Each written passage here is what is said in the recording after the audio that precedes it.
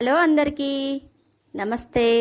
ఈరోజు నేను చింతపండు పులిహోర అయితే చేయబోతున్నాను. మీతో కూడా షేర్ చేసుకుందామని ఈ వీడియో తీశాను. చింతపండు గుజ్జు తీసి పక్కన పెట్టుకోవాలి.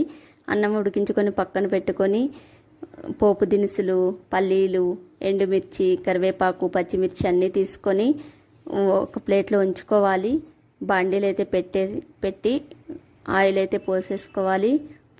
పల్లీలు వేసుకొని బాగా వేయించుకొని పోపు దినుసులు, ఎండుమిర్చి అన్నీ వేసుకొని బాగా వేయించుకొని కొంచెం సాల్ట్ వేయాలండి.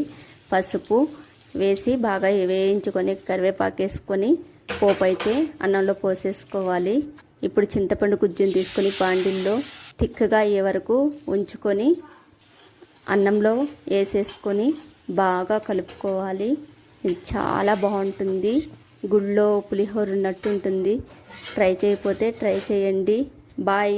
మా ఛానల్ని షేర్ చేయండి, సబ్స్క్రైబ్ చేయండి.